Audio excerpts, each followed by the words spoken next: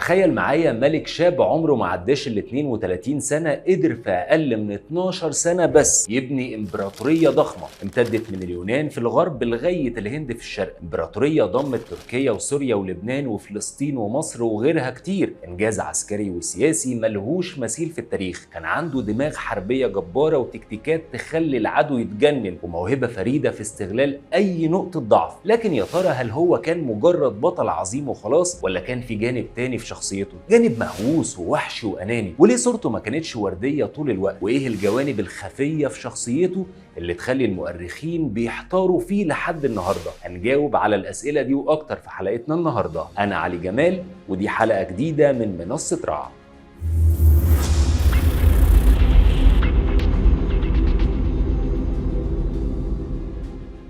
عشان نفهم شخصية الإسكندر الأكبر كويس محتاجين نرجع لبدايات طفولته. رغم إنه كان ابن ملك وهو فيليب الثاني ملك مقدونيا واتعلم على إيد أرسطو وكان بارع في الفلسفة والحساب والفروسية، لكنها كانت طفولة مليانة توتر، وده بسبب إن أبوه كان متعدد الزوجات، كانوا 7. الحالة دي خلقت منافسة شديدة في القصر بينهم، كل واحدة كانت عايزة حد من ولادها يكون الوريث. واللي زود المشكلة إن أم الإسكندر أولمبياس ما كانتش من النبلاء زيهم، فده خلى مهمتها أصعب، والأمور زادت عن حدها يوم جواز أبوه من نبيلة شابة اسمها كليوباترا. ودي كانت مشكلة أكبر من باقي الزوجات، لأنها نبيلة من مقدونيا نفسها، بعكس باقي الزوجات اللي من دول أجنبية. يعني لو خلف ولد أكيد هيكون هو الوريث. ساعتها خالها وهو بيتكلم في وليمة الزواج عبر عن تمنيه بإن كليوباترا تجيب ولد عشان يبقى وريث.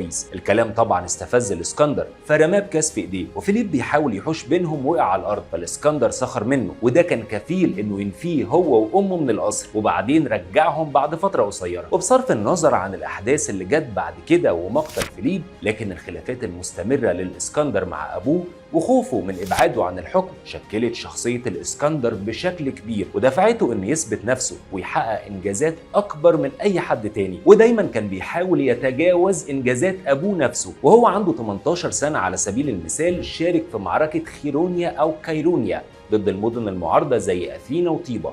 كان ساعتها بيقود الجناح الشمالي للجيش المقدوني، وقدر يهزم أقوى وحدة في جيش الأعداء، وكان اسمها الفرقة المقدسة ليثبي. وبعد النصر هو اللي راح أثينا عشان يتفاوض على السلام، ومن إعجاب أبوه بيه عمل له تمثال، وكان عنده تقدير لإنجازات أبوه، ودايما كان بيفكر الجنود بفضل أبوه عليهم وإزاي انتشلهم من الفقر. وده خلى بعض المؤرخين يقولوا إن الإسكندر الأكبر كان عنده عقدة الأب. ومن الحاجات اللي دلت على براعته إنه بعد اغتيال أبوه كان عنده وقتها 20 سنة، لكنه اتحرك بسرعة عشان يعلن نفسه ملك قدام الجيش المقدوني اللي ولاه على طول، وما ضيعش وقت، وبدأ فورا في تصفية أي منافسين محتملين ممكن يهددوا حكمه أو يعملوا مشاكل في المملكة. طبعا الطريق في البداية ما كانش مفروش بالورود، لأن بعد وفاة أبوه على طول وتوليه الحكم حصلت كذا محاولة تمرد، خصوصا من المدن اليونانية اللي كانت تحت سيطرة مقدونيا. مدن زي طيبة وأثينا افتكروا تاني إن دي فرصتهم عشان يتحرروا، فقعدوا ينشروا إشاعات إن الإسكندر كمان مات عشان يشجعوا الناس على التمرد. الإسكندر ساعتها طلع بجيشه على طيبة ودمرها بالكامل كعبرة لأي حد يفكر يتمرد تاني. وبالفعل باقي المدن اليونانية التزمت الصمت وأعلنت السمع والطاعة. والمثير في قصة طيبة دي إنه استثنى بيوت الشعراء من التدمير عشان يحافظ على الفن.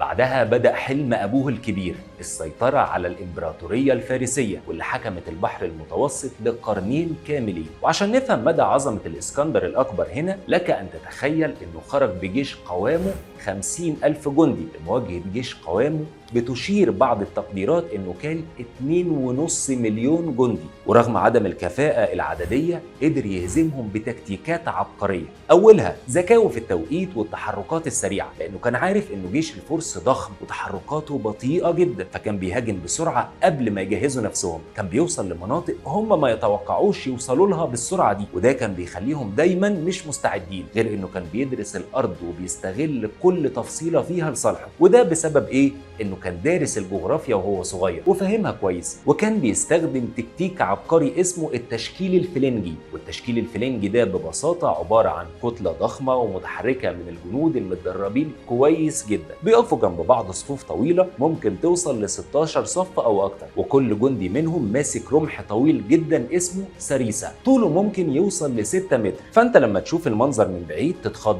وتفتكر انك داخل على سد منيع. فكان اي عدو بيحاول يقرب كان بيلاقي قدامه غابة من الرماح الطويلة فيخاف من المواجهة، رغم ان ورا التشكيل ده مفيش حاجة او جنود عاديين. وده التكتيك اللي استخدمه في معركة جوجاميلا، اكبر معركة مع الفرس وقتها. ساعتها قدر الاسكندر يفتح ثغرة في صفوف جيش الفرس وقرب من مكان الملك داريوس الثالث. ولما داريوس شاف جيشه بيتفكك وحس انه في خطر هرب عشان يكون انتصار ساحق للاسكندر الاكبر. وبسبب عبقريته دي فتوحاته وصلت لمصر واجزاء من الهند. والمميز انه ما كانش متعصب للقوميه اليونانيه، يعني ما كانش هدفه يفرض عادات اليونانيين على اي ارض بيغزوها، بالعكس كان بيحترم عادات وديانات اي بلد بيدخلها، وده خلاه يكسب ولاء الناس في البلاد دي. وطول مسيرته اسس اكتر من 70 مدينه، اهمهم كانت مدينه الاسكندريه في مصر، واللي حملت اسمه عشان تبقى مركز ثقافي وميناء بحري مهم. ويقال انه خطط شوارعها الرئيسيه بنفسه. الاسكندريه بالنسبه له ما كانتش مجرد مدينه جديده وخلاص، لكنه كان عايزها تبقى مركز للثقافه اليونانيه الممزوجه بثقافه الشرق. لكنه للاسف مات بعد تاسيسها بحوالي 8 سنين. لكن خلفائه البطالمه كملوا الفكره بتاعته وبنوا فيها مكتبه ومناره الاسكندريه، وخلوا المدينه بالفعل مناره للعلم والمعرفه في العالم كله لقرون طويله. وبسبب عظمته تم اعتباره اول بطل اكشن في التاريخ. قصصه انتشرت بين الناس بشكل كبير، وتم تسجيل بطولاته في سلسله مغامرات خياليه، لدرجه ان كان في خلاف على هل هو ذو القرنين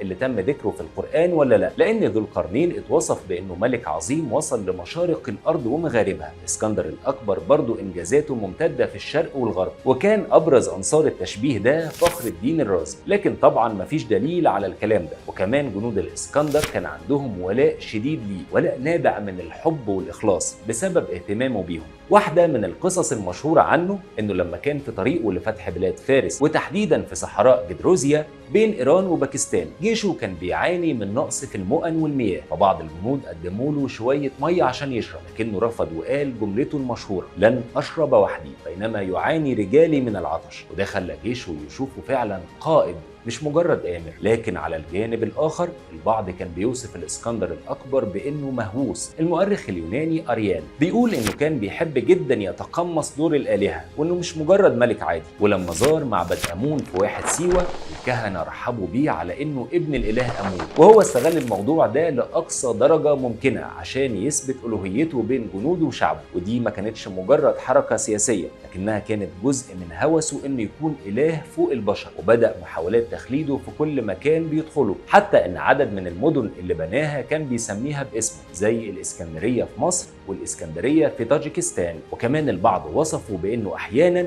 كان بيبقى اناني ووحشي، معظم قراراته كان بياخدها بنفسه ومش بيرجع لمستشاريه ولا لقاده الجيش. المؤرخ بلوتراخ بيقول في كتابه حياه الاسكندر انه كان احيانا بيدخل في نوبات غضب شديده ممكن يقتل فيها اصدقائه، زي ما عمل مع كليتوس الاسود، وده كان صديق قديم ليه وانقذه في معركه قبل كده لمجرد انه ذكره بفضل ابوه الملك فيليب. وقتل برضه واحد من اهم قاده جيشه اسمه فيلوتاس، وقتل ابوه بارمينيون واللي كان خادم مطيع لوالده. وكان احيانا بيبيد الناس بشكل كامل في مدن بيدخلها، زي ما عمل في مدينه سور الفينيقيه واللي رفضت تخضع له، ولما دخلها قتل الالاف من السكان الابرياء واستعبد الالاف التانيين. غير انه كان عنده مشكله شرب شديده، وده السبب في انه بيدخل في نوبات غضب عنيفه ووحشيه غير مبرره. من اللي فات ده كله نقدر نستنتج اننا ما نقدرش نحكم على شخص من جانب واحد، وان النفس البشريه معقده للغايه، وان مفيش حد عظيم على طول الخط ولا شرير على طول الخط. والاسكندر الاكبر رغم عبقريته